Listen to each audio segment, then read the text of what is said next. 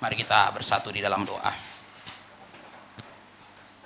Bapa di dalam surga, penuhilah bejana kami dengan firman-Mu. Bejana kami hanyalah bejana tanah liat, karena kami hanyalah manusia yang terbuat dari debu, manusia yang begitu terbatas. Tapi kami bersyukur karena bejana tanah liat ini Tuhan mau pakai menjadi bejana kemuliaan. Maka isilah bejana kami dengan firman-Mu. Kiranya Roh Kudus yang sudah memberikan firman-Mu kepada para penulisnya ribuan tahun yang lalu juga mencerahkan pikiran kami. Bukalah telinga kami, berikanlah kami telinga seorang murid, dan berikanlah kepada kami hati seorang hamba. Kami berdoa kiranya Tuhan yang membuat kami mengerti, tapi tidak sebatas membuat kami mengerti, tapi memberikan kami kekuatan untuk melakukan firman-Mu dalam kehidupan kami hari lepas hari. Kiranya Tuhanlah yang menguatkan hamba-Mu untuk menyatakan isi hati-Mu kepada kami. Hanya dalam nama Tuhan Yesus kami berdoa. Amin. Mari kita bersama-sama membuka Wahyu 3 ayat 14 sampai 22. Kita sudah sampai pada bagian terakhir dari seri surat kepada 7 gereja. Kita sudah mulai dengan surat kepada gereja Efesus, dan hari ini kita mengakhiri dengan surat kepada gereja Laodikia. Kita akan membacakan bagian ini secara bertanggapan. Saya mulai dengan ayat 14, saudara-saudara menyambut dengan ayat 15. Demikian seterusnya kita membaca sampai ayat 22. Saya akan memulai, mari kita mendengarkan bersama-sama. Dan tuliskanlah kepada malaikat jemaat di Laodikia, inilah firman dari Amin, saksi yang setia dan benar, permulaan dari ciptaan Allah.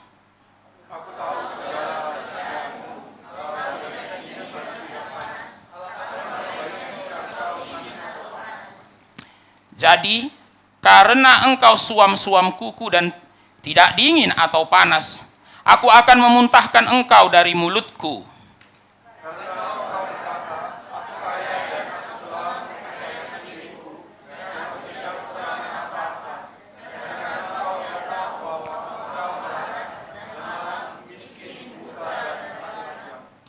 Maka aku menasihatkan engkau supaya engkau membeli daripadaku emas yang telah dimurnikan dalam api agar engkau menjadi kaya, dan juga pakaian putih supaya engkau memakainya, agar jangan kelihatan ketelanjanganmu yang memalukan, dan lagi minyak untuk melumas matamu supaya engkau dapat melihat.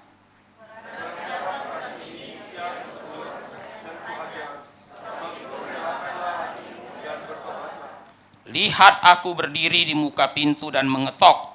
Jikalau ada orang yang mendengar suaraku dan membukakan pintu, aku akan masuk mendapatkannya dan aku makan bersama-sama dengan dia dan ia bersama-sama dengan aku.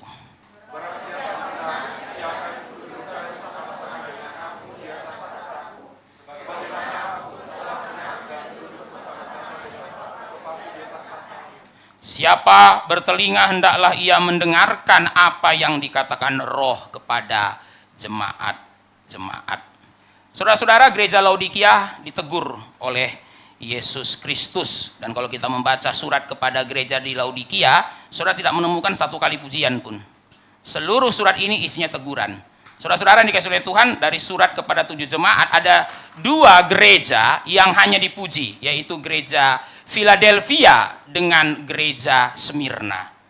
Tapi saudara dikasihi oleh Tuhan, hanya satu gereja yang tidak dipuji, hanya ditegur, yaitu gereja Laodikia. Sangat menarik saudara dikasihi oleh Tuhan, surat kepada 7 gereja ini diakhiri dengan teguran. Surat kepada 7 gereja diakhiri dengan surat yang isinya hanya teguran.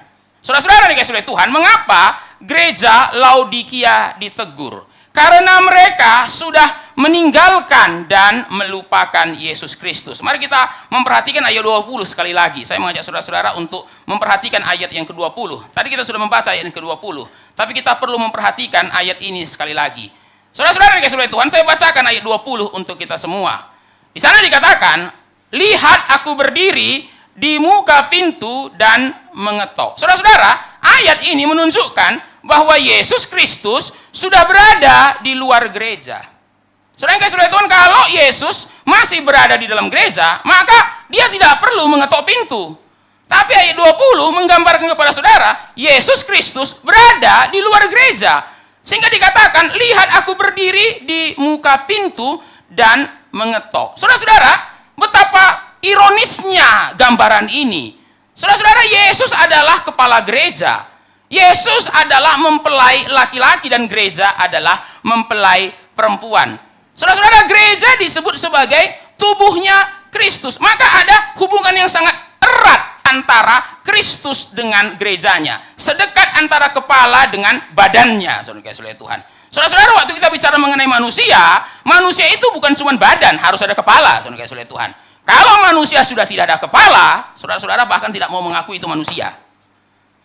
Tapi saudara-saudara Tuhan, kalau kita baca ayat 20, sungguh ironis. Karena di ayat 20 ini dikatakan, Kristus tidak berada di dalam gereja. Kristus berada di luar pintu gereja. Sehingga dia dikatakan mengetok. Dan kalau saudara baca kalimat selanjutnya, jika ada yang membukakan pintu, aku masuk. Kata masuk mengindikasikan dia di luar. Saudara yang kasih Tuhan, gereja macam apa yang Kristusnya bukan di dalam, tapi di luar? Sampai ngetok pintu.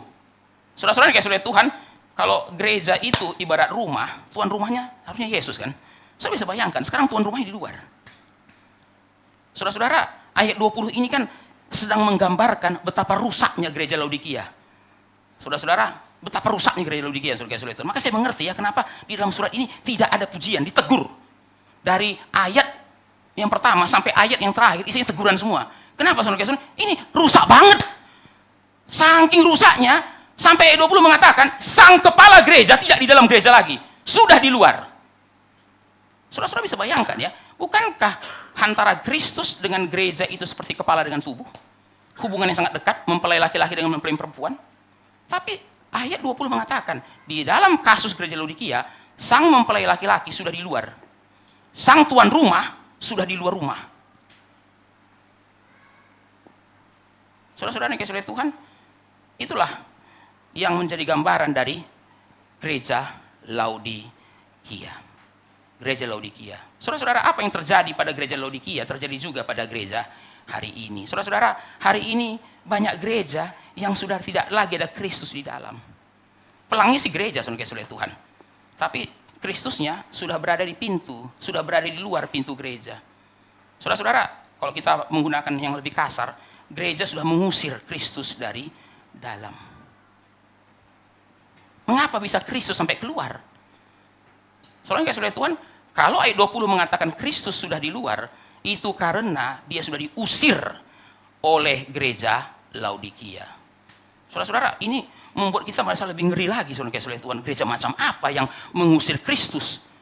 Saudara-saudara, mendengar Kristus di luar saja kita sudah tidak bisa mengerti. Kita sudah bisa membayangkan betapa rusaknya gereja itu. Saudara Tuhan, dan kalau kita lebih lanjut lagi, kok bisa sampai keluar? Saudara-saudara, karena diusir. Saudara Tuhan, gereja macam apa? Kristusnya sudah keluar, dan gereja macam apa yang mengusir Kristus keluar dari gereja. Nah, saudara Tuhan, kalau kita membaca di dalam Injil ya, Matius, Markus, Lukas, Yohanes, sering Yesus diusir ya, saudara-saudara ya. Dia datang untuk orang-orang Yahudi. Dia diusir oleh orang-orang Yahudi. Dia pernah diusir dari sinagog, saudara Tuhan. Saudara-saudara, menarik ya, dia datang untuk milik kepunyaannya, tapi milik kepunyaannya itu tidak mengenal dia. Waktu Yesus datang, yang mengusir dia adalah orang Yahudi sendiri, orang Yahudi yang untuknya, yang untuk mereka dia datang. Nah, saudara itu menarik sekali. Orang Yahudi mengusir Yesus terbagi menjadi dua. Yesus pernah diusir oleh grassroots, Yesus pernah diusir oleh leaders. Ada cerita Yesus diusir oleh ahli Taurat. Ada cerita Yesus diusir oleh jemaat. Saudara Tuhan. Mirip. Saudara Tuhan, kalau kita bicara mengenai gereja Laodikia, saudara-saudara, dan kalau kita mencari persamaan gereja Laodikia dengan hari ini, saudara Tuhan, mengapa di dalam gereja tidak ada lagi Kristus? Mengapa gereja bisa mengusir Kristus? Ada dua alasan, saudara Tuhan. Saudara-saudara, ada gereja yang mengusir Kristus oleh pemimpinnya. Jadi saudara-saudara, ada kondisi atau kasus yang mengusir Yesus itu pemimpin gerejanya. Seperti dulu Yesus diusir oleh ahli Taurat dan orang-orang Farisi. Ya saudara-saudara, yang paling gampang, apa yang terjadi pada abad pertengahan, sehingga meletuslah reformasi. Saudara-saudara, apa yang terjadi pada abad pertengahan? Gereja di mana-mana. Tapi yang tidak ada dalam gereja, justru Yesus. Saudara-saudara, abad pertengahan itu, kalau dipikir-pikir ya, Kristen sekali. Tapi saudara-saudara, di balik tembok gereja nggak ada Yesusnya. Ritual ada, misa ada, liturgi ada, yang nggak ada Kristus. Nah, siapa yang bikin keadaan jadi seperti itu? Para pemimpin gereja. Itu kenapa saudara-saudara Tuhan, Allah membangkitkan Martin Luther untuk mengkritik para pemimpin gereja. Jadi saudara-saudara, ada kasus yang mengusir Yesus itu pemimpin. Tapi saudara-saudara, ada juga kasus yang mengusir Yesusnya jemaat. Nah, contoh saudara-saudara Tuhan dalam kasusnya Jonathan Edwards. Saudara-saudara, Jonathan Edwards adalah salah satu teolog Amerika yang sangat besar, ya saudara-saudara ya. Teolog Amerika yang sangat besar. Dia adalah salah satu pengkhotbah Amerika yang sangat terkenal. Nah, saudara-saudara Tuhan, di balik kehebatannya Jonathan Edwards, banyak orang nggak tahu, dia pernah dipecat oleh gerejanya, saudara-saudara Tuhan. Saudara bisa bayangkan ya, hamba Tuhan sehebat itu aja dipecat sama gereja, saudara-saudara, diberhentikan. Nah, alasan kenapa gereja memecat Jonathan Edwards, saudara-saudara Tuhan, karena dia sering kritik dosa. Saudara-saudara, Jonathan Edwards kan terkenal dengan kebangunan rohaninya. Karena bagi Jonathan Edwards, saudara-saudara Tuhan, masyarakat Amerika di mana dia melayani hari itu cuman Kristen KTP, tapi bukan Kristen beneran. Ya, saudara-saudara, kakeknya Jonathan Edwards itu adalah salah satu pendeta besar di kota Northampton pada hari itu, dan Jonathan Edwards itu meneruskan pelayanan kakeknya. Tapi saudara-saudara Tuhan, pada zaman itu orang bisa jadi Kristen hanya karena mengaku Kristen aja, tapi nggak benar-benar ada keselamatan. Maka saudara-saudara, Jonathan Edwards mengatakan orang yang tidak benar-benar diselamatkan cuman KTP Kristen nggak boleh bersamaan kudus. Maka saudara-saudara Tuhan, kebijakannya itu ya dan keputusannya itu bikin jemaat benci sama dia.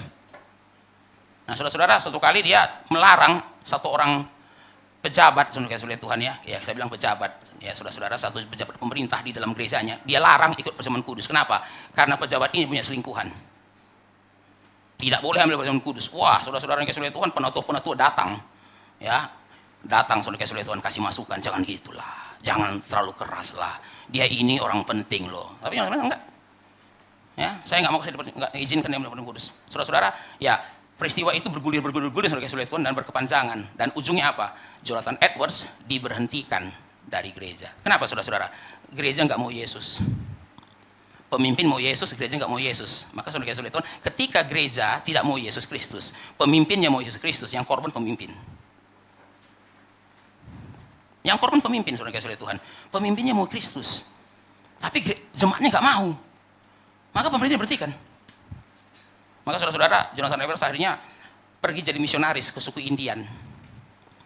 Sebelum akhirnya dia menjadi rektor dari sebuah universitas yang hari ini kita kenal sebagai Princeton University, tapi dulu namanya The College of New Jersey. Saudara-saudara perhatikan, ya. Jadi kasus seperti jemaat Laodikia ini bisa terjadi karena dua. Pertama, saudara-saudara, karena pemimpinnya nggak mau Kristus, dia usir. Yang kedua, saudara-saudara, karena jemaatnya pun tidak mau Kristus, pemimpinnya mau, jemaat nggak mau. Jemaatnya mengusir pemimpinnya. Saudara-saudara yang kasih oleh Tuhan, kalau kita lihat hari ini, peristiwa yang seperti ini kan terus terjadi. Banyak gereja yang nggak ada lagi Kristus di dalamnya. Pelangi gereja, tapi nggak ada Kristus lagi di dalamnya. Kenapa? Sudah diusir. Entah diusir pemimpin, entah diusir jemaat.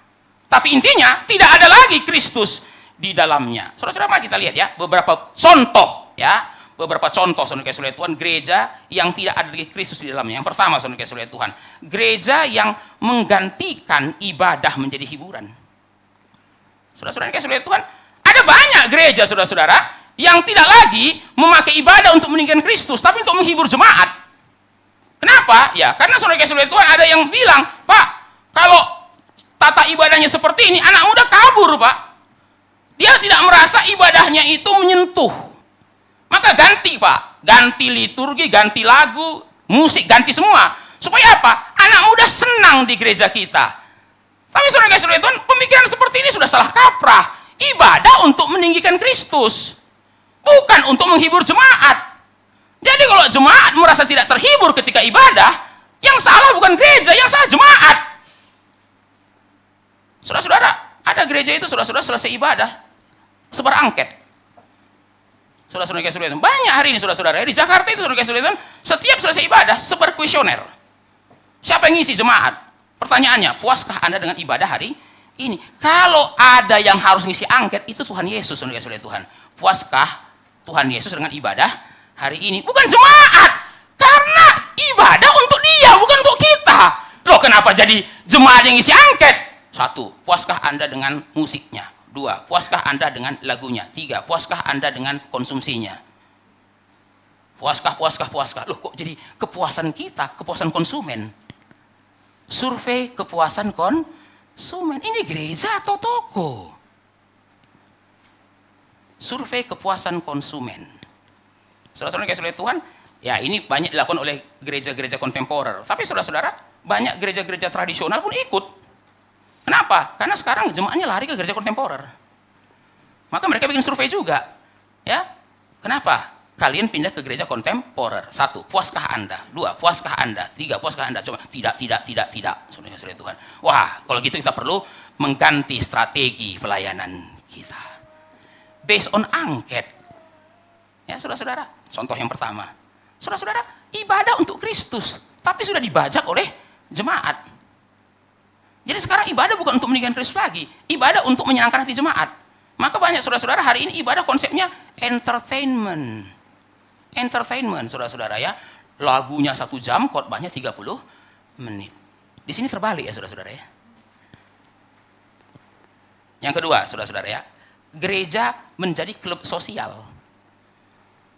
Klub sosial. Saudara yang kasih oleh Tuhan, gereja itu kan komunitas ya. Yang namanya gereja nggak mungkin 1 orang lah ya, pasti banyak orang. Tapi saudara yang kasih oleh Tuhan, gereja berkumpul untuk menyatakan kerajaan Allah. Itulah sebabnya ada sebuah buku yang mengatakan gereja itu adalah kedubesnya kerajaan Allah. Kalau ada kerajaan Allah, kedubesnya di mana? Gereja. The representation of the God's kingdom, itu gereja. Jadi kenapa kita kumpul setiap minggu? Karena kita mau menyatakan kehadiran kerajaan Allah di bumi. Itulah kenapa kita berkumpul hari Minggu. Ya memang kita bisa menyembah Tuhan di rumah masing-masing. Tapi saudara kasih oleh Tuhan, ketika kita kumpul hari Minggu seperti ini, beribadah seperti ini, kita ingin menunjukkan kepada dunia bahwa kita ini kedutaan besar. Kita ini kedutaan besar kerajaan Allah. The representation of the kingdom of God. Tapi saudara kasih oleh Tuhan, banyak gereja hari ini kumpul-kumpul bukan untuk menyatakan kerajaan Allah, saudara kasih oleh Tuhan. Gereja menjadi sekedar wadah kumpul-kumpul. Kenapa gereja di situ? Banyak teman saya di situ, Pak. Kenapa gereja di situ? Banyak orang yang sehobi dengan saya, Pak. Kenapa gereja di situ? Acara masak-masaknya, Pak. Jadi kita kumpul untuk apa ini? Kita kumpul bukan untuk menyatakan kerajaan Allah, kita kumpul untuk menyalurkan minat kita. Saudara-saudara perhatikan baik-baik ya. Pelayanan itu bukan ajang penyaluran minat ya, saudara-saudara ya. Minat nyanyi paduan suara. Lama-lama nanti bilang, Pak, ini gereja tidak mewakili minat saya, Pak. Loh, minat kamu apa? Main basket, Pak. Jadi kita bikin klub basket di gereja. Kan nggak bisa, saudara-saudara ya. Saudara-saudara dikasih oleh Tuhan, tidak semua minat saudara bisa disalurkan dalam gereja. Kalau gitu lama-lama gereja jadi Karang Taruna, saudara dikasih oleh Tuhan. Semua minat dibikin wadahnya. Ada yang belum terwakili minatnya di sini? Oh, ada, Pak, mancing. Baru kita miliki minat mancing, saudara kasih oleh Tuhan. Saudara-saudara lama-lama gereja kayak ada ekstrakurikulernya, saudara kasih oleh Tuhan ya. Wah, ini gereja itu apa? Pelayanan bukan tempat penyaluran minat. Ya saudara-saudara. Maka saudara kasih oleh Tuhan, gereja menyediakan pelayanan sesuai firman Tuhan. Pak, tapi saya nggak minat. Saudara yang harus tunduk kepada firman Tuhan. Bukan gereja, ya, jadi minatnya apa? Oh Pak, saya minatnya para layang Pak. Loh, jadi gereja bikin lagi klub para layang. Wah begini saudara-saudara, jadi sulit ya. Pak, saya merasa tidak terwakili minatnya di gereja, saya pindah ke gereja lain. Oh saudara-saudara, saya ngomong seperti serius, saudara kasih oleh Tuhan, karena banyak gereja seperti itu. Supaya jemaat nggak pindah, dia sediakan semua, saudara kasih oleh Tuhan, dia sediakan semua minat yang ada. Untuk apa? Ya supaya bisa jadi wadah kumpul-kumpul. Ya saya tidak mengatakan saudara-saudara ya, tidak ada tempat untuk kumpul-kumpul di gereja. Saya senang lihat anak muda kumpul-kumpul di gereja. Senang saudara-saudara ya, daripada dia kumpul-kumpul tempat lain, lebih baik kumpul di gereja. Ya saudara-saudara, saya ketemu seorang pemuda, dia bilang, ya Pak, saya kedatang ke pemuda untuk apa? Ya, saya ingin cari pasangan hidup di gereja. Nggak salah, daripada dia cari pasangan hidup yang lain. Dia masih pikir cari pasangan hidup di gereja, saudara kasih Tuhan, ya jangan langsung dimarahin, motivasimu tolong diluruskan. Wah, saya, saudara-saudara kasih Tuhan, daripada dipikir, saya Pak cari tempat lain aja Pak. Loh, itu kan lebih salah itu nanti jadinya. Tapi saudara-saudara kalau cuma cari pacar ke gereja, ya itu juga salah. Ya saudara-saudara, ada orang itu pindah ke gereja alasannya apa? Ya Pak, soalnya di gereja saya itu lawan jenisnya paceklik Pak. Ya, saya Pak nggak dapat. Wah, kenapa? Karena yang laki-laki singlenya sedikit, yang laki-laki juga sama. Yang perempuan singlenya juga sedikit. Saya cari gereja yang banyak stoknya Pak. Ya, wah, kamu nggak peduli ajarannya? Ya nggak peduli Pak. Ya semua sama lah. Kalau ajaran 11-12 Pak. Ya, tapi ganteng dan cantik, itu nggak 11-12. Ya, kalau di gereja yang ini hambar Pak, flat. Nah, di gereja itu, bervariasi Pak kayak pelanginya. Kalau begini ya, ini gereja atau apa? Yang ketiga, saudara-saudara ya, banyak gereja yang sudah tidak mengkhotbahkan Injil, tapi mengkhotbahkan pesan-pesan moral. Nah, ini sekarang cukup banyak, saudara kasih Tuhan. Di kantong-kantong Kristen, saudara kasih Tuhan, rata-rata gereja kalau khotbah itu bukan Injil yang dikhotbahkan, tapi pesan moral. Kadang-kadang ada teman saya bilang, nggak tahu bedanya antara khotbah dengan amanat pembina upacara, saudara kasih Tuhan. Kenapa? Karena sama sekali nggak ada Injilnya kok, dia bilang. Ya, hari Minggu dengar amanat pembina upacara, besoknya upacara, saudara kasih Tuhan, hari Senin kan, amanat pembina upacara.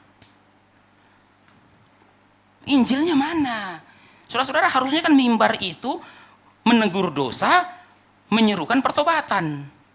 Tapi saudara-saudara, banyak gereja bukan lagi tempat untuk menyerukan pertobatan, tapi menyampaikan pesan-pesan moral.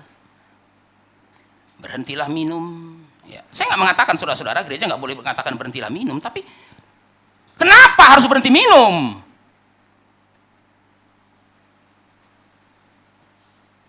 Ya saudara-saudara kayak saudara Tuhan, ketika gereja tidak lagi mengkhotbahkan Injil, maka yang ditinggikan bukan Kristus, ini ditinggikan manusia kok. Saudara perhatikan saudara kayak saudara Tuhan ya, 3 contoh ini, inilah contoh bagaimana Kristus sudah tidak ada lagi dalam gereja.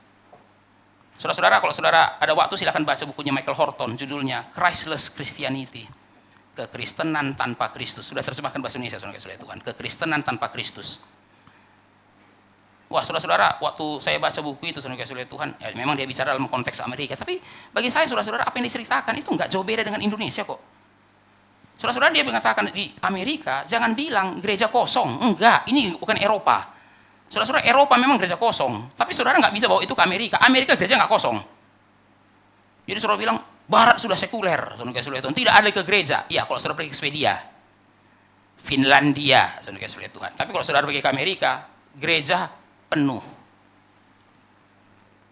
Tapi saudara Tuhan, yang nggak ada di gereja siapa? Kristus. Kenapa? Sudah diusir. Mari kita lihat saudara-saudara ya, 3 akibat kalau Kristus sudah tidak ada lagi dalam gereja.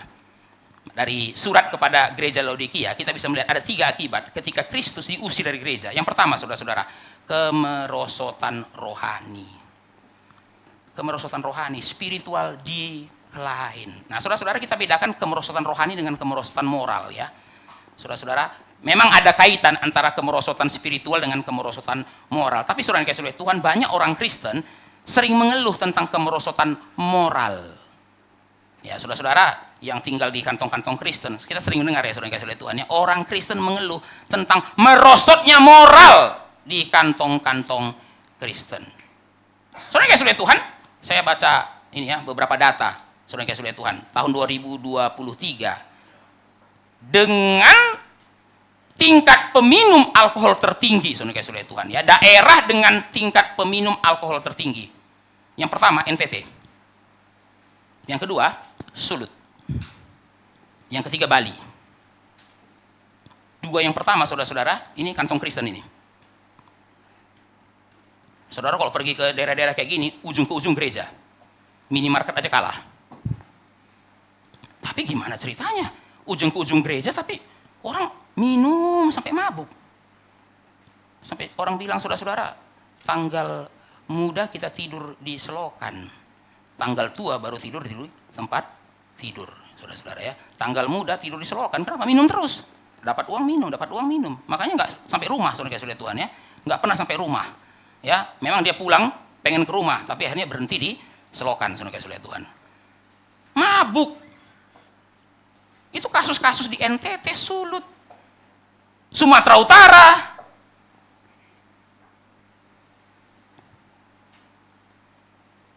Saudara-saudara nih, saudara Tuhan, setiap daerah Kristen ini kan ada minuman kerasnya ya, saudara-saudara ya. Ada yang namanya tua. Saudara saudara Tuhan, ya. Ada yang namanya cap tikus. Setiap daerah Kristen ada minuman kerasnya, saudara-saudara Tuhan. Ya. Saudara-saudara, saya baca lagi data yang lain. Tingkat kehamilan di luar nikah yang cukup tinggi juga beberapa daerah Kristen. Beberapa daerah Kristen, saudara-saudara Tuhan, menarik sekali ya. Anak remaja yang hamil luar nikah, saudara-saudara Tuhan, itu sampai 20%. Itu yang hamil. Saudara bedakan dengan yang pergaulan bebas. Saudara-saudara, ada yang pergaulan bebas, yang hamil nggak dihitung, saudara-saudara Tuhan. Yang hamil saja di luar nikah sudah 20%. Apalagi yang tidak hamil tapi melakukan. Saudara-saudara, ini kan gambaran ya, merosotnya moral di daerah-daerah Kristen. Saya percaya, kita mengeluh. Tapi saudara, saya tanya, pernah nggak saudara sampai pada akar permasalahannya? Apa sih akar permasalahan dari kemerosotan moral? Mengeluhkan kemerosotan moral, tapi tidak menyentuh akar permasalahannya, nggak menyelesaikan masalah. Saudara-saudara, guys, akar kemerosotan moral itu kemerosotan spiritual. Di mana ada kemerosotan spiritual, pasti ada kemerosotan moral. Dan kalau kita bicara mengenai kemerosotan spiritual, siapa yang paling bertanggung jawab? Gereja. Gereja, saudara-saudara Tuhan. Makanya Yesus mengatakan, gereja itu garam. Garam, kamulah garam dunia. Saudara-saudara, pada zaman Yesus, kalau orang mengawetkan daging pakai garam. Belum ada kulkas, saudara-saudara Tuhan. Sekarang pakai kulkas ya. Belum ada kulkas, pakai garam. Jadi daging itu, saudara-saudara Tuhan, dibungkus dengan garam, itu bisa tahan memang. Tapi saudara-saudara Tuhan, kalau garamnya sudah bermasalah, orang pikir dagingnya awet, ternyata waktu dibuka busuk. Loh, kok busuk? Kan sudah dikasih garam. Saudara-saudara, salahkan bakteri. Kalau daging busuk, tidak ada yang salahkan bakteri. Ada yang bilang, bakterinya jahat banget. Dia nggak tahu daging lagi mahal begini, masih juga digigit, masih juga digerogotin. Ya, saudara-saudara, tugas bakteri memang ya menggerogoti daging. Itu memang naturnya. Tapi saudara tidak salahkan bakteri. Kalau daging busuk yang saudara salahkan, ya garam. Ngapain aja garam ini? Kok daging bisa membusuk? Sama halnya, kamulah terang dunia. Saudara-saudara, kalau malam-malam gelap, malam-malam tiba-tiba gelap, saudara Tuhan. Yang saudara salahkan siapa? Kegelapan. Inilah gara-gara kegelapan ya, maka malam ini jadi gelap. Lah memang kegelapan ya gelap lah. Saudara-saudara, kalau saudara malam-malam nggak bisa lihat apa-apa, yang saudara salahkan apa? Listrik kan? Mana ini listrik? Kita bayar mahal-mahal. Listrik yang salah, bukan kegelapan yang saudara salahkan. Saudara-saudara, kalau di masyarakat ada kebusukan, siapa yang salah? Ya garamnya, gereja. Saudara-saudara, kalau di kantor kita ada kebusukan, yang salah siapa? Ya karyawan Kristennya. Orang Kristen nggak bisa bilang, ya jangan salahkan saya Pak, saya kan cuma kerja. Ya Yesus bilang, you are the salt of the earth. Nah menarik saudara-saudara ya, Yesus nggak bilang ya jadilah garam, enggak, kamu adalah garam. Oh itu saudara-saudara, itu harus dimengerti dengan benar tafsirannya saudara-saudara ya. Yesus nggak bilang jadi garam ya, enggak. Yesus bilang kamulah garam. Kalau jadi garam berarti belum garam. Sekarang berjuang jadi garam. Tapi saudara-saudara, Yesus mengatakan kamu garam, kamu terang. Saudara-saudara, kalau terjadi kebusukan di masyarakat, siapa yang salah? Siapa yang harus tanggung jawab? Gereja. Gereja. Tapi saudara-saudara Tuhan, kalau di dalam gereja saja Kristus sudah diusir, ya gereja sudah mengalami kemerosotan spiritual, ya hasilnya adalah kemerosotan moral. Hasilnya itu kemerosotan moral. Jadi saudara yang kasih oleh Tuhan, ketika terjadi kemerosotan spiritual, lambat laun akan terjadi kemerosotan moral. Saudara-saudara, gereja Laodikia itu sedang berada dalam kemerosotan spiritual. Bukan hanya kemerosotan moral, tapi kemerosotan spiritual. Perhatikan ayat 17, saudara-saudara ya. Ayat 17. Saya bacakan untuk kita ayat 17. Engkau melarat dan malang, miskin, buta, dan telanjang. Perhatikan 5 kata itu. Yesus menyebut gereja ini sebagai melarat. Melarat, saudara-saudara Tuhan. Malang, miskin, buta, telanjang. Saudara-saudara dikasih oleh Tuhan, kelima kata ini sebenarnya menggambarkan seorang gelandangan di kota. Ya, saudara-saudara, gelandangan di kota. Saudara-saudara ingat baik-baik, ini konteksnya kota Laodikia. Gereja Laodikia di kota Laodikia. Saudara-saudara, kota Laodikia itu kota kaya. Ya, saudara-saudara, kota Laodikia itu kota kaya. Salah satu yang membuat kota Laodikia itu kaya, saudara-saudara, karena kota ini adalah penghasil tekstil di provinsi Asia Kecil. Ini kota tekstilnya Asia Kecil. Nah, saudara-saudara, kenapa kota ini jadi kota tekstil? Karena kota ini menghasilkan wol hitam. Saudara-saudara, kita tahunya wolnya putih ya, saudara-saudara ya. Saudara-saudara, wol putih kan? Ya, kenapa? Karena diambil dari domba. Domba identik dengan bulu putih, betul. Memang sebagian besar domba itu bulu putih. Tapi ada satu spesies domba yang tinggalnya dekat Laodikia. Saudara-saudara yang dikasih oleh Tuhan, dan wol ini mahal, karena langka. Domba hitam itu langka. Nah, saudara-saudara, pada zaman perjanjian baru, saudara dikasih oleh Tuhan, ada 2 warna yang sangat sering digunakan oleh para pejabat dan bangsawan. Yang pertama ungu, purple. Ya, saudara-saudara, cyano. Saudara yang kasih oleh Tuhan. Dan yang kedua adalah hitam. Kenapa, saudara-saudara? Karena 2 warna ini menggambarkan wibawa. Wibawa, saudara-saudara. Saudara-saudara, kalau merah muda kan nggak kelihatan wibawanya, saudara yang kasih oleh Tuhan ya. Ya kan, saudara-saudara mau tampil berwibawa pakai unyu pink, saudara yang kasih oleh Tuhan. Emang Valentinean, kan itu kan. Tapi pejabat-pejabat kan biasanya, saudara-saudara, itu kan warna gelap ya. Maka saudara perhatikan, yang mayoritas orang pakai jas warna hitam kan. Warna hitam. Ada jas yang warna abu-abu juga ada, saudara-saudara. Tapi pada umumnya kalau acara kenegaraan, saudara-saudara, ada nggak pejabat dalam acara kenegaraan pakai jasnya warna pelangi, saudara yang kasih oleh Tuhan? Ya enggak lah. Semua pakai jas formal itu hitam. Nah, saudara-saudara, 2 warna. Yang pertama itu warna ungu. Nah, warna ungu itu warna mahal. Hari ini, saudara-saudara, warna ungu kan bisa disintesis. Tapi, saudara-saudara, dulu warna ungu nggak bisa disintesis. Warna ungu itu harus natural. Dibuat dari kerang. Kerang yang hanya bisa diambil di tengah laut. Kerang itu diekstrak, diperas, keluar tintanya, itu namanya, itu nanti jadi warna ungu. Maka, saudara-saudara, untuk dapat kerang itu, banyak nelayan itu taruh nyawa ngambilnya. Karena di tengah laut kerangnya. Jadi harga kerangnya mahal, maka warna ungu jadi mahal. Tapi yang kedua, saudara-saudara, wol hitam itu mahal, karena dombanya juga langka. Maka saudara kasih oleh Tuhan, kota Laodikia kaya. Karena orang kalau cari wol hitam selalu ke Laodikia. Yang kedua, saudara-saudara, karena kota ini menghasilkan salep mata.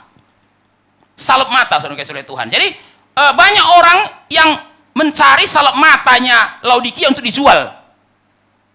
Karena terkenal, saudara-saudara ya, salep mata Laodikia itu terkenal mujarabnya, ya, keampuhannya. Maka saudara-saudara, dari wol dapat uang, dari salep mata dapat uang, peredaran uang cukup tinggi di kota Laodikia.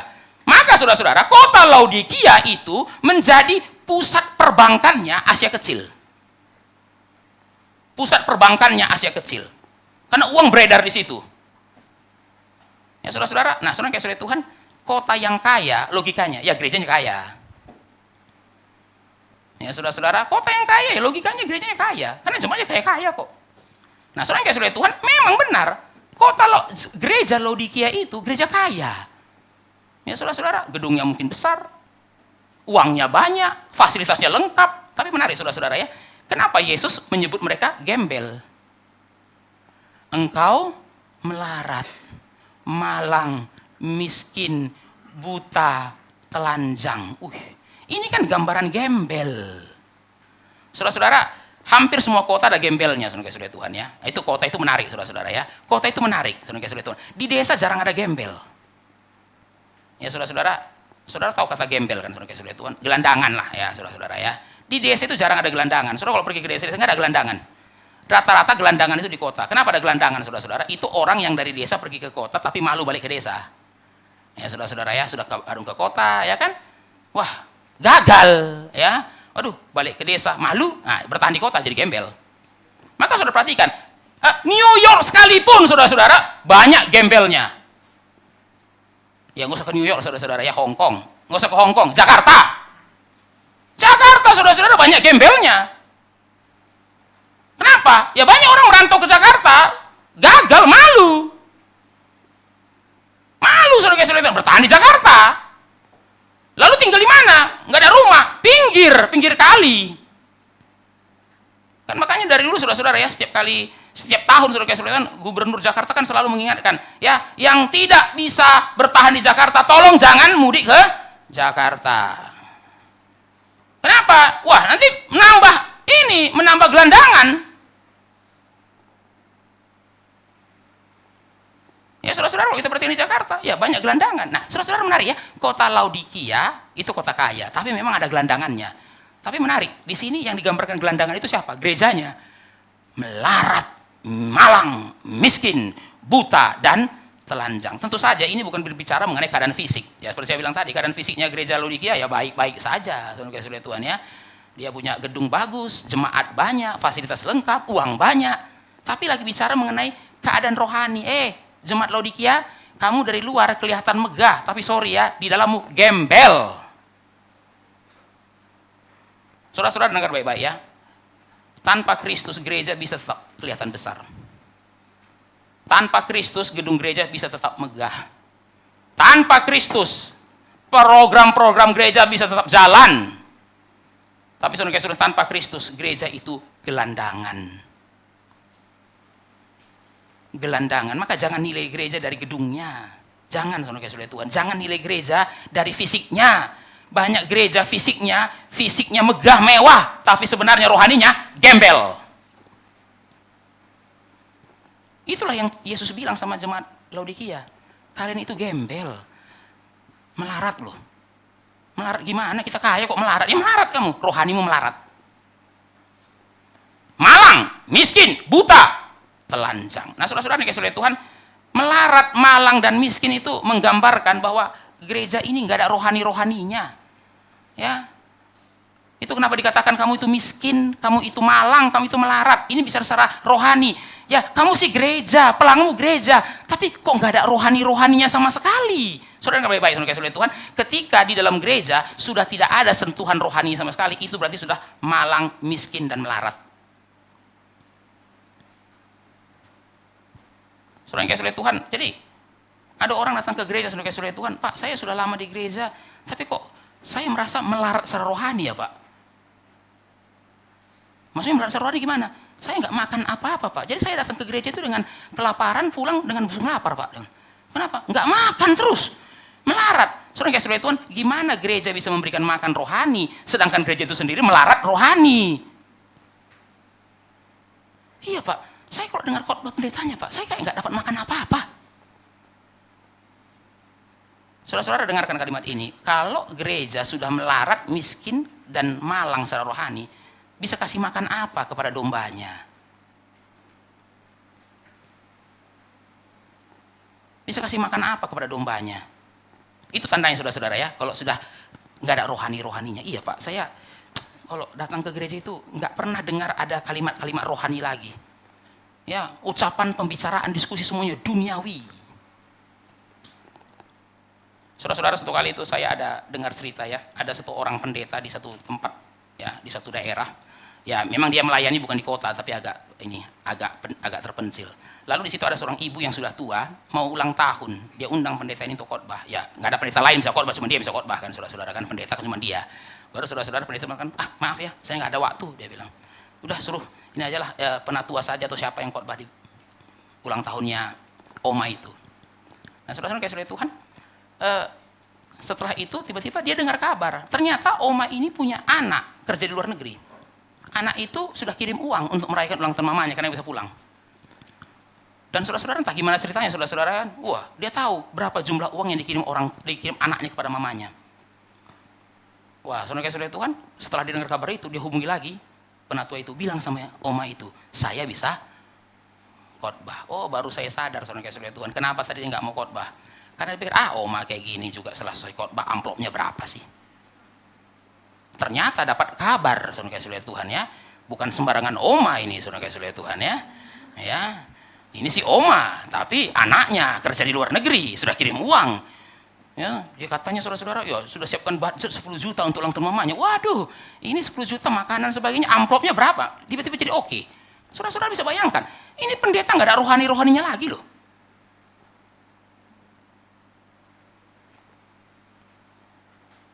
Ya saudara-saudara, itulah ciri sudah melarat, malang, dan miskin. Buta itu apa saudara-saudara? Buta itu berbicara mengenai hilangnya kepekaan rohani. Gereja nggak bisa lagi bedakan mana yang duniawi, mana yang sorgawi.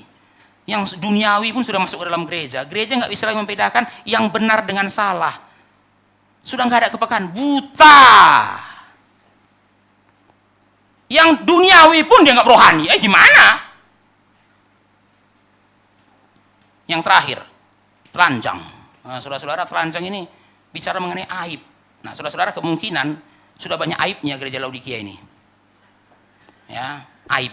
Saudara Tuhan. Ya, pakai kita istilah sekarang, skandal. Itulah kenapa Yesus mengatakan engkau telanjang, malu, memalukan. Kenapa? Karena gereja Laodikia di balik tembok yang megah itu banyak skandal di dalamnya.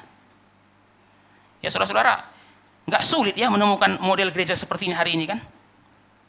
Di balik gedung yang megah, skandal keuangan, skandal seks, skandal penyalahgunaan jabatan. Di balik ibadah yang ramai, banyak kasus perselingkuhan. Di balik program yang padat, banyak jemaat yang main judi online.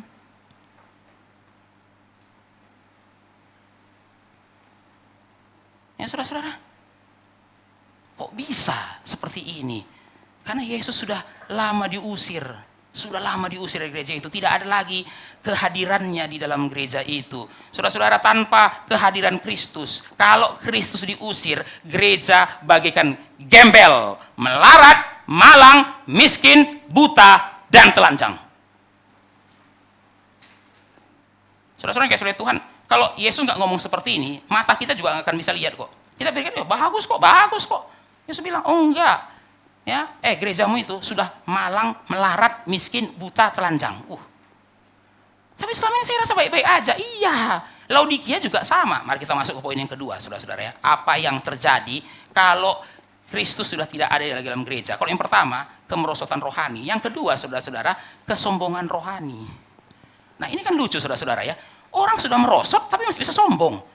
Kan bertolak belakang, orang yang sombong itu nggak merosot, orang yang merosot yang nggak sombong. Tapi saudara-saudara, gereja Laodikia sudah merosot tapi tetap sombong. Perhatikan ayat 17.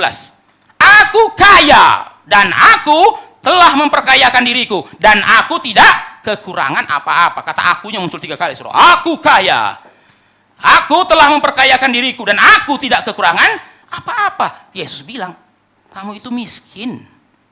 Lah, mereka, aku kaya. Kamu miskin, kata Yesus. Aku kaya. Aku gak kekurangan apa-apa. Yesus bilang, kamu melarat.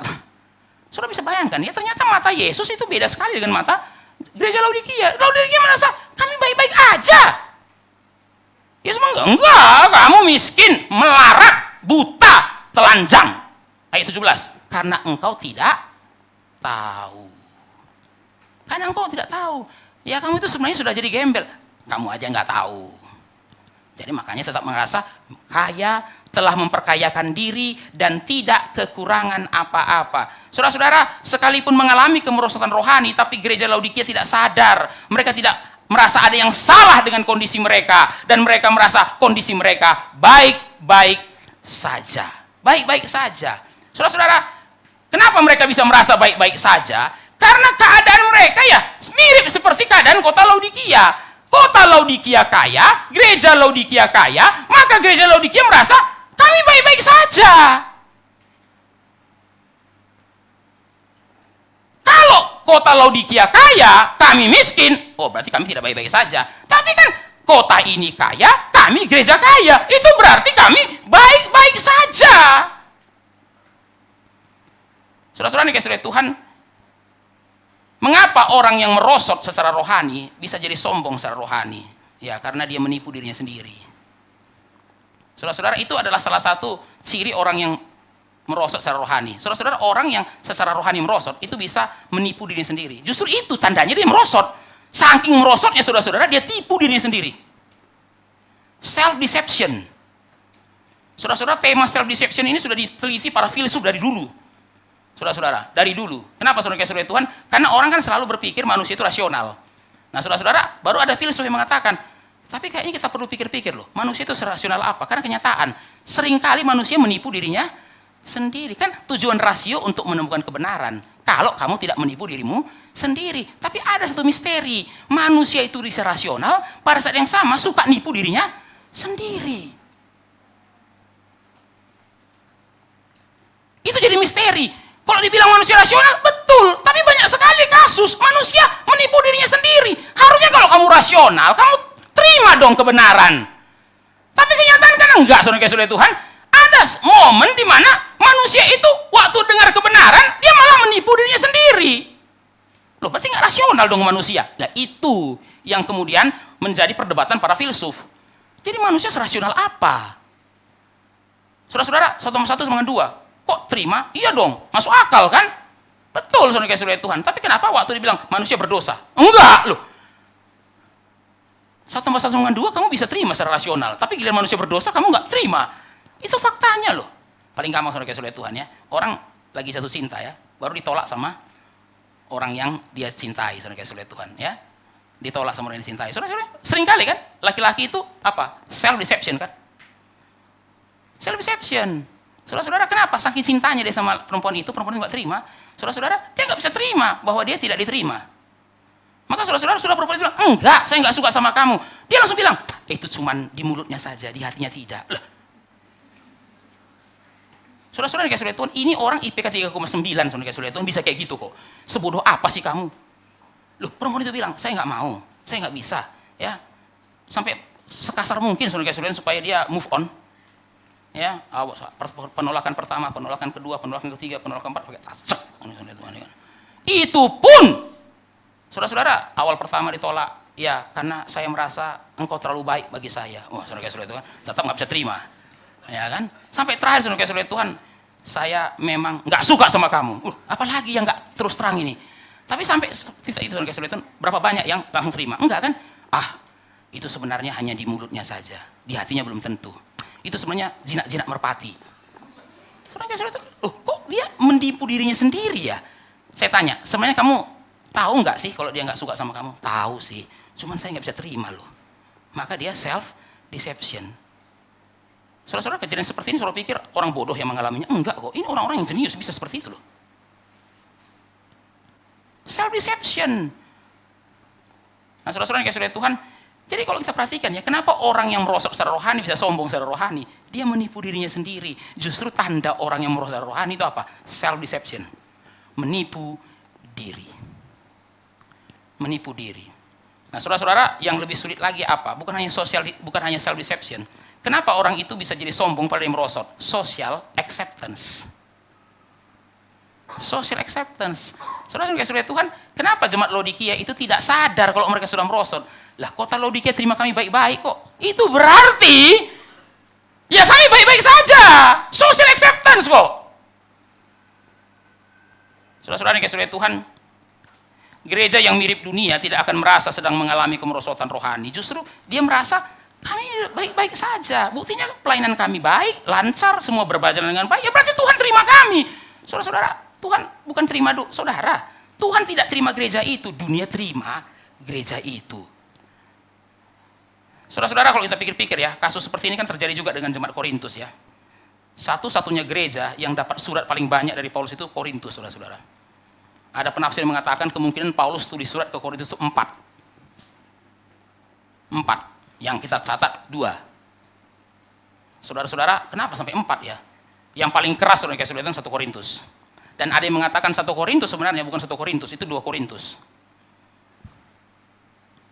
Ya, kita tidak tahu 1 Korintusnya, tapi memang yang kita tahu cuma 2, jadi 1 dan 2 Korintus. Nah, saudara-saudara itu 1 Korintus yang kita miliki ini kan keras sekali ya. Nah, kenapa Paulus begitu keras? Ya, kalau saudara lihat di dalam surat Korintus, saudara-saudara Tuhan, memang mereka itu amburadul sih. Amburadul. Ya, saudara-saudara, Itu gereja Korintus mirip banget dengan kota Korintus. Sudah tahu orang-orang zaman Paulus itu ya, kalau mengejek orang yang moralitasnya bejat, orang Korintus itu. Jadi kota Korintus itu identik dengan kebejatan moral, itu maksudnya. Jadi kalau ada orang, bukan orang Korintus pun, kalau moralnya bejat, dia bilang, inilah golongan Korintus ini. Jadi saudara-saudara, kota Korintus memang sudah identik dengan kebejatan moral. Tapi saudara-saudara yang kasih oleh Tuhan, harusnya kan di kota seperti itu, gerejanya nggak mirip dong dengan kotanya. Lah tapi yang terjadi, Paulus bilang ya, kalau saudara baca satu ayat dalam 1 Korintus itu, yang kalian lakukan itu pun tidak dilakukan oleh orang-orang tidak percaya. Kamu bukan hanya mirip dengan kota Korintus, lebih buruk dari kota Korintus. Nah menarik saudara kasih oleh Tuhan, apa yang sebenarnya salah satu kasus ya, itu kan ada Paulus tegur ya, ada orang yang hidup bersama dengan ibu tirinya. Jadi saudara-saudara, papanya punya istri muda dan benar-benar muda, saudara kasih oleh Tuhan. Jadi ya zaman itu kan poligami ya, saudara kasih oleh Tuhan. Nah mungkin ada istri papanya yang keberapa nggak tahu, muda sekali, lalu ya mungkin masih seumuran dengan dia. Lalu papanya meninggal, dia ambil istri muda papanya ini jadi istrinya, tapi memang tidak menikah.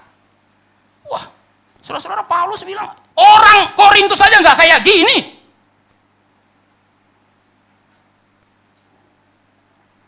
Tapi menarik saudara-saudara ya, apa yang bikin Paulus lebih marah? Yang bikin Paulus lebih marah adalah orang kayak gini kenapa nggak diusir dari kalian ya? Ya kalau kita pakai istilah sekarang apa? Disiplin gereja. Kenapa nggak didisiplin? Ini gereja Korintus, ini jemaatmu. Begini gaya hidupnya, kok kamu nggak usir?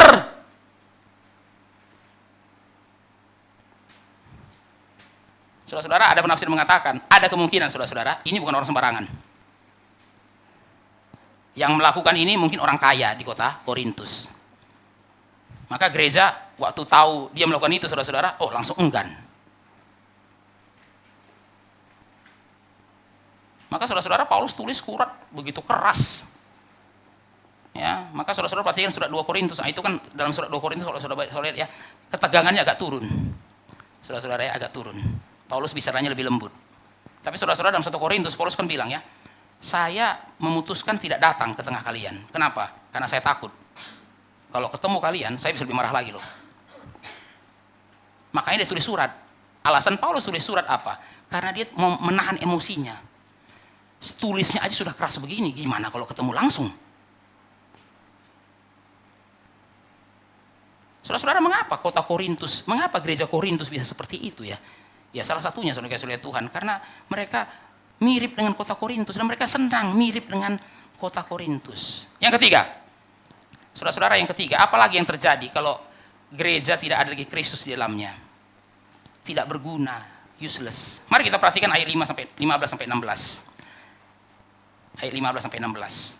Saya baca, mari kita baca bersama-sama saudara-saudara ya. Ayat 15 sampai 16. 2, 3, ya. Aku tahu segala pekerjaanmu. Engkau tidak dingin dan tidak panas. Alangkah baiknya jika engkau dingin atau panas. Jadi karena engkau suam-suam kuku tidak dingin atau panas, aku akan memuntahkan engkau dari mulutku. Saudara-saudara, ini adalah salah satu ayat yang sering disalahpahami. Ya, saudara-saudara, ini adalah ayat yang paling terkenal dalam kitab Wahyu. Tapi juga sekaligus ayat yang sering disalah tafsirkan dari kitab Wahyu. Saudara-saudara, waktu saya dulu mahasiswa di Bandung, saudara-saudara, ada pengkhotbah yang menafsirkan ayat ini, dingin itu artinya tidak taat, hidup dalam dosa. Panas itu artinya taat, setia, mengikut Kristus. Jadi Tuhan tidak mau kita setengah-setengah. Kalau jahat, jahat sekalian. Kalau baik, baik sekalian. Nah, saudara-saudara, Tuhan nggak mau yang suam-suam kuku. Jadi adik-adik, kalau kamu jahat, jangan nanggung, jangan nyontek aja, sekalian aja. Pergaulan bebas sebagainya, itu saudara Tuhan. Kenapa? Tuhan nggak mau yang setengah-setengah. Kalau kamu ikut Kristus, jangan nanggung juga, ya. Jangan cuma ikut persekutuan, ya. Banyak, ya. Ini itu. Nah, itu namanya. Jadi kalau jadi orang Kristen, jangan dingin aja, jangan panas aja. Kalau panasnya panas aja lah. Jangan suam-suam kuku, ya. Setia ikut Kristus, tapi cuman hari Minggu. Radikal sekalian. Nah, itu namanya panas. Tapi kalau berbuat dosa, ya sekalian radikal juga, ya. Jangan setengah-setengah. Saudara-saudara, itu penafsiran yang salah ya, saudara-saudara ya. Enggak itu maksudnya. suam-suam kuku. Suam-suam kuku artinya ya ikut Kristus sih, tapi masih ada bolong-bolongnya saat teduhnya. Itu namanya suam-suam kuku. Saudara yang kasih oleh Tuhan, ayat ini latar belakang sejarahnya itu adalah mata air di kota Laodikia. Saudara-saudara, kota Laodikia itu ada 2 mata air. Yang satu dari Hierapolis. Saudara bisa lihat di peta nanti, saudara-saudara, kota ini terletak di antara kota Kolose dan kota Hierapolis. Saudara-saudara, air yang mengalir ke kota Laodikia ini dari 2 kota ini. Air dari Hierapolis itu air panas, mengandung sulfur, agak mirip dengan tondano, saudara Tuhan. Ya, air dari kota Kolose ini air segar, air madidi, saudara Tuhan. Saudara-saudara ya, jadi ini 2 mata air. Satu air panas ini bukan untuk diminum, ini untuk bikin salep mata, obat. Sedangkan air dingin itu untuk diminum. Saudara-saudara, tapi zaman dulu kan sistem pengaliran air kan nggak seperti sekarang. Ada kalanya ketika air itu sampai di kota Laodikia, campur air panas dengan air dingin. Kalau sudah campur, saudara pegang air itu nggak panas, saudara Tuhan. Tapi kalau saudara minum, rasa belerang, dimuntahkan. Kenapa? Nggak ada gunanya lagi. Kalau mau jadi obat harus panas banget. Kalau mau jadi minum harus dingin. Kalau nyampur suam-suam kuku, diminum nggak bisa, dipakai obat nggak bisa, tinggal dimuntahkan. Itu namanya nggak berguna. Saudara-saudara, apa yang dikatakan oleh Yesus di sini? Kalian itu ya, bangunan megah, uang banyak, fasilitas lengkap, tapi nggak berguna. Saudara bisa bayangkan ya, Tuhan mengatakan gereja yang kaya gini, gereja yang mapan begini, nggak berguna. Jadi kalau saudara tanya, bisa nggak Pak, gereja semua lengkap, mapan, tapi Tuhan bilang, nggak ada gunamu. Ada, saudara Tuhan, ada. Tapi saudara-saudara bisa nggak ya, gereja kelihatan dari luar sederhana, tapi Tuhan mengatakan berguna. Saudara pilih gereja yang mana, saudara-saudara? Yang dari luar kelihatan megah Tuhan bilang nggak berguna, atau yang dari luar kelihatan sederhana Tuhan bilang berguna? Ini cuma Laodikia, dari luar megah Tuhan bilang, tapi sayang nggak berguna, Itu kayak air yang suam-suam, diminum pun kamu muntahkan kok. Saudara-saudara, muntah itu kan menggambarkan sesuatu yang sudah nggak berguna kan? Itu kenapa dimuntahkan? Karena sudah nggak berguna.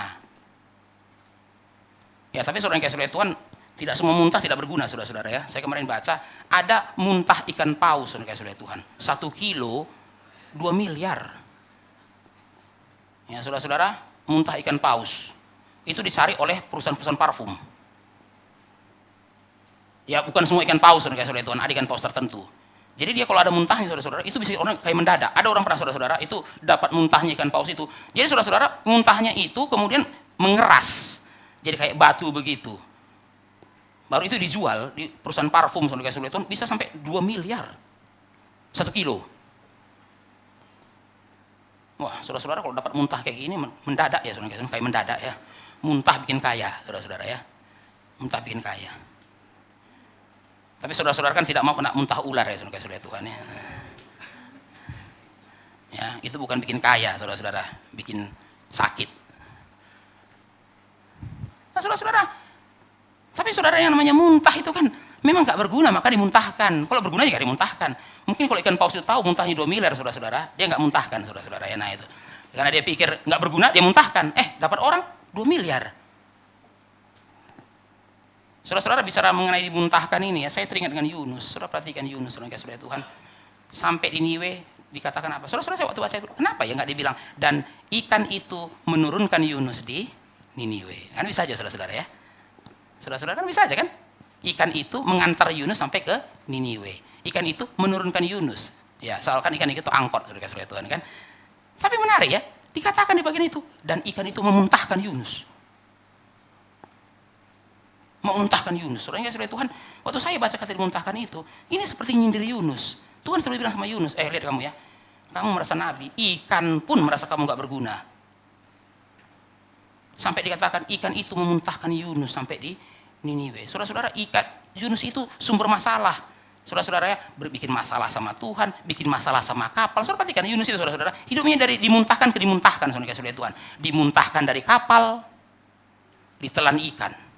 Itu pun 3 hari kemudian dimuntahkan ikan lagi. Ini orang saudara-saudara troublemaker memang. Gara-gara dia di kapal, saudara Tuhan, orang sampai tenggelam. Dimuntahkan dari kapal. Begitu masuk malam mulut ikan, saudara-saudara, tiba-tiba dalam 3 hari ikannya juga enak, saudara Tuhan. Sampai di Niwe. Saudara-saudara itu kan mau mengatakan ya, Yunus, memang kamu nggak berguna. Tapi saudara perhatikan menarik, saudara Tuhan. Yang dimuntahkan ikan pun masih dipakai Tuhan. Yunus itu sudah dimuntahkan ikan, saudara-saudara. Tuhan pun masih mau pakai. Itu baiknya Tuhan luar biasa. Yang ikan muntahkan pun Tuhan masih mau pakai. Saudara-saudara, jadi waktu kata dimuntahkan itu saya baca, itu menghibur semua kita.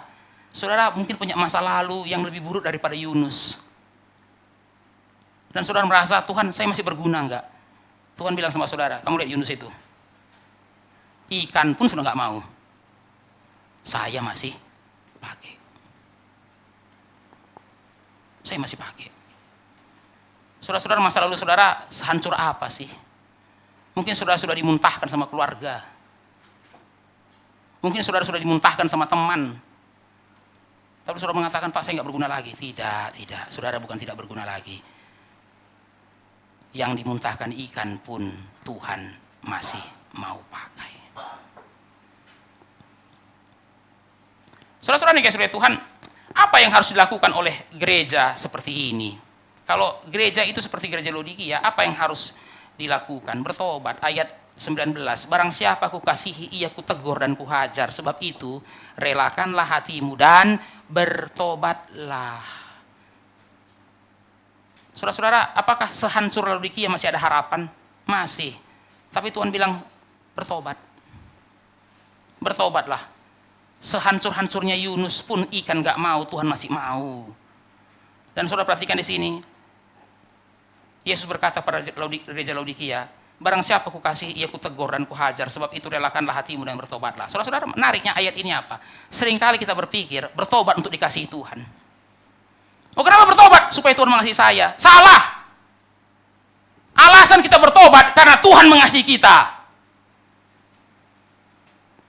Bukan supaya Tuhan mengasihi saya maka saya bertobat, bukan. Saya bertobat karena saya tahu Tuhan mengasihi saya. Barang siapa aku kasihi. Wah, saudara-saudara, saya waktu baca ayat ini, saudara-saudara Tuhan, ini kan gereja yang sudah usir Yesus keluar. Apa kata Yesus? Barang siapa yang kukasihi. Berarti Yesus masih mengasihi dong. Sudah diusir keluar. Tapi Yesus berkata, barang siapa yang kukasihi. Dan itu lebih jelas lagi, saudara-saudara, kita lihat di dalam ayat 20. Sudah diusir keluar, tapi Yesus tidak tinggalkan gereja itu. Dia masih di depan pintu, ngetok. Saudara-saudara, kalau jadi Yesus diusir sama gereja, saudara masih di depan pintu enggak? Enggak, saudara mungkin sudah jauh pergi keluar. Ditinggalin saudara-saudara Tuhan, ngapain bertahan sama gereja seperti ini? Tapi menarik saudara-saudara, Kristus sudah ditaruh keluar, tapi Kristus tidak pergi dari gereja itu. Dia tetap di terasnya gereja itu, ngetok pintu. Betapa besarnya kasih Kristus. Sudah diusir pun, dia seperti orang yang menunggu untuk ade buka pintu dan mengundang dia masuk. Saudara-saudara yang dikasihi Tuhan, ada 3 tanda pertobatan. Yang pertama, saudara-saudara, dengarkan penilaian Kristus. Saudara-saudara, itu sebabnya pada ayat 14, Yesus memperkenalkan dirinya sebagai apa? Firman dari Amin, saksi yang setia dan benar, permulaan dari ciptaan Allah. Saudara-saudara yang dikasihi Tuhan, kenapa di sini Yesus disebut sebagai saksi yang setia dan benar? Karena itu dikontraskan dengan kesaksian dari gereja Laodikia sendiri. Menurut gereja Laodikia, kami kaya. Kami memperkayakan diri dan kami tidak kekurangan apapun. Tapi apa kata Yesus? Kesaksianmu itu enggak benar. Kamu mengatakan dirimu kaya, menurutmu. Tapi kamu bukan saksi yang kredibel. Saudara-saudara tahu kan, juri itu nggak boleh sembarangan, saudara-saudara Tuhan ya. Termasuk juri masak pun nggak boleh sembarangan. Hanya hobi makan tidak boleh jadi juri masak, saudara-saudara Tuhan. Ya, saudara-saudara, ya saya hobi makan Pak, saya senang makan. Senang makan nggak tentu bisa jadi juri masak. Bisa masak aja nggak tentu bisa jadi juri masak, apalagi cuman bisa makan, nggak bisa lagi juri masak. Saudara Tuhan, saudara-saudara, yang namanya juri masak itu kan itu sudah ada kredibilitasnya. Artinya kalau dia cicip sesuatu dan mengatakan nggak enak, itu valid nggak enak. Saudara-saudara, ada orang itu apapun enak, jadi juri masak repot, saudara Tuhan, ya kan? Jadi juri masak, saudara Tuhan, makan enak. Jadi juaranya siapa, Pak? Semuanya juara, enak semua. Loh, ini mau kontes masak atau mau ngapain ini? Maka saudara Tuhan, ya, saudara kan sering nonton vlogger kuliner, saudara Tuhan, ya. Nah, saudara-saudara, percaya kevalitannya sampai di mana? Enak. Saudara nanya dulu, ini kredibilitasnya apa ini? Ini lidahnya bisa dipercaya nggak ini? Ya, saudara-saudara, sekarang kan saudara Tuhan, penentunya cuma satu kan, viewernya. Ya, saudara-saudara, kalau banyak yang jadi viewer dia, itu berarti dia kredibel. Mana bisa, saudara-saudara? Yang namanya rasa itu kan ada latihannya, ada trainingnya. Nah, tapi sekarang saudara-saudara, orang nggak training pun pokoknya viewernya banyak, berarti kredibel. Maka saudara-saudara jangan heran ya, nonton satu vlogger kuliner, enak, begitu datang, kayak setan rasanya. Nah, saudara-saudara ya, katanya enak, baru saudara ngerti. Yang namanya juri itu harus kredibel. Waktu dia bilang enak, itu dipercaya sebagai enak. Nah, itu namanya saksi yang setia dan benar. Ketika gereja Laodikia mengatakan, kami kaya, Yesus mengatakan, kamu nggak kredibel. Kamu nggak kredibel. Oh, kami tidak kekurangan apa-apa. Kamu nggak kredibel. Yang berhak mengatakan kamu kaya siapa? Yesus. Dan kata Yesus, kamu nggak kaya, kamu malang, kamu miskin, kamu buta, kamu melarat, kamu telanjang. Percayalah apa yang saya katakan. Ini kredibel, saksi yang setia dan benar. Saudara-saudara, berapa gereja sering bertanya kepada Kristus, menurut Tuhan Yesus, kami ini seperti apa? Jarang, saudara-saudara. Saudara-saudara, kita jarang, gereja jarang. Pokoknya penilaian jemaat oke.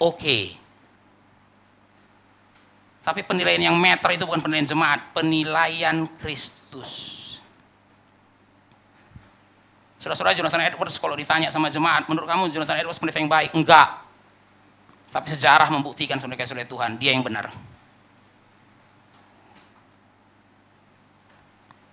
Yang kedua, menjadikan Kristus sebagai yang paling berharga. Ayat 18, saudara-saudara, ayat 18. Saya bacakan untuk kita ayat 18. Ayo kita baca sama-sama ya, ayat 18. Minta saudara-saudara perhatikan ayat 18, kita baca bersama-sama. 2, 3, ya.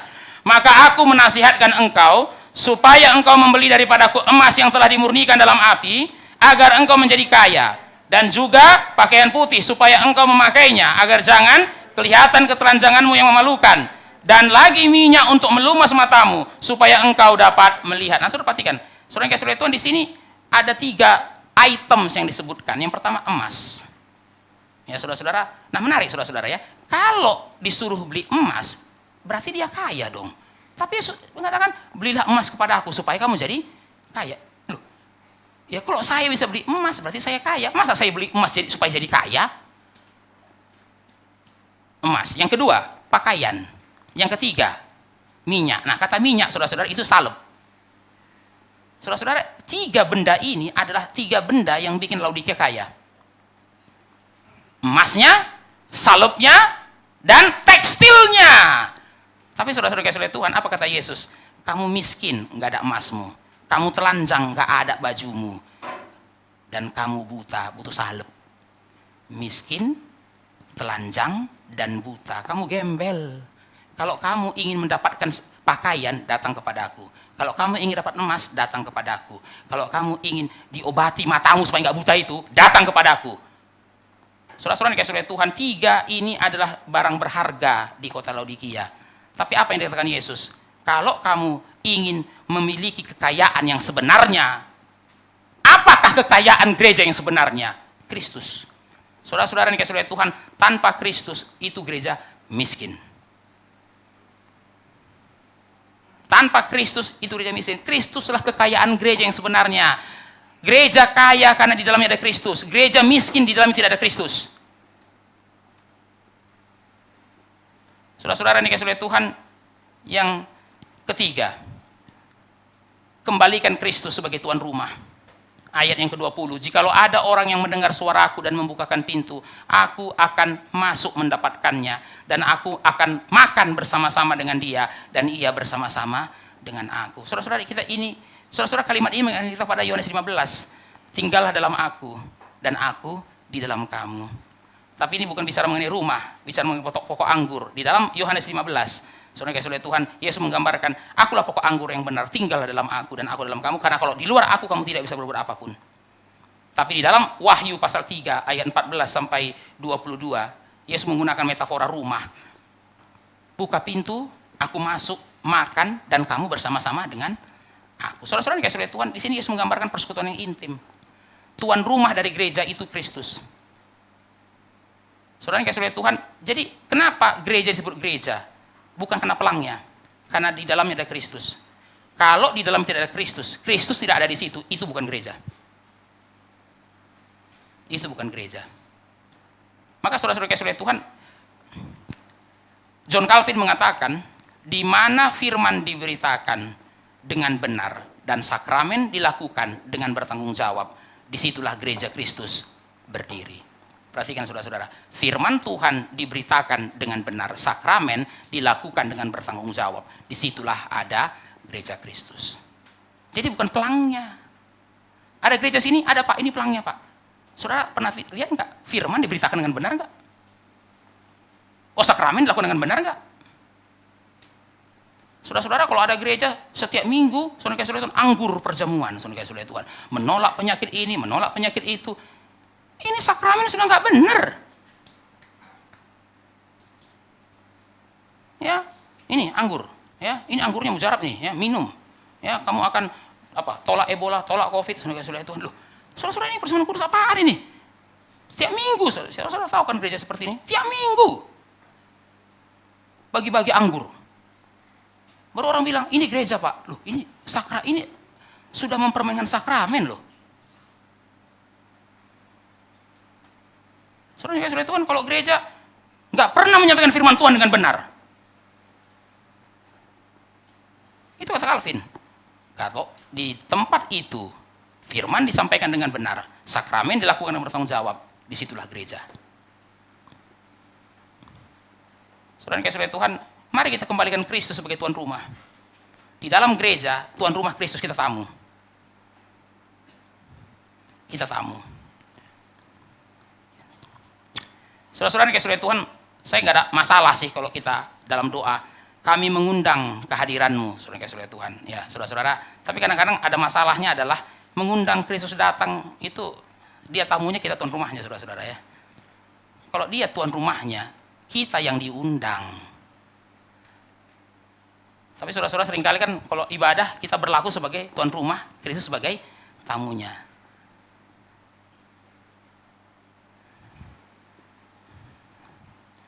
Ya saudara-saudara, ya mungkin kita perlu mengkoreksi sedikit pemahaman kita ya. Di dalam ibadah, kita yang diundang. Kristus yang tuan rumah. Lah kenapa jadi di dalam ibadah kita doa, kami mengundang Tuhan hadir. Lah dari tadi saya hadir. Kamu mengundang siapa yang hadir? Kami undang Tuhan hadir. Lah saya dari tadi hadir kok. Tuan rumahnya itu Kristus, kita ini tamunya. Ya saudara-saudara, kiranya kita tidak jadi seperti gereja Laodikia. Dari luar gereja, di dalam tidak ada Kristus. Mari kita bangkit berdiri. Kita bersatu dalam doa. Bapa di dalam surga, kami bersyukur untuk firman yang sudah kami dengarkan. Dan kiranya Tuhanlah yang memeteraikan firman ini di dalam hati kami. Kami tidak mau menjadi seperti gereja Laodikia. Berdoa untuk gerejamu di tempat ini. Mimbar Reform Injili Indonesia, Kota Manado. Kiranya Tuhan yang menyatakan kehadiran-Mu. Biarlah dari luar kami terlihat sederhana, tapi dari dalam Tuhan tidak membuang kami. Tuhan tetap mengatakan kami berguna. Kalau kami dari luar kelihatan hebat, tapi Tuhan berkata tidak berguna lagi, suam-suam kuku, sudah perlu dimuntahkan, maka sebenarnya tidak lagi masa depan bagi kami. Tapi kami berdoa supaya kami bisa panas dan dingin, dan kami berguna bagi Tuhan. Inilah doa kami. Dalam nama Tuhan Yesus kami berdoa. Amin.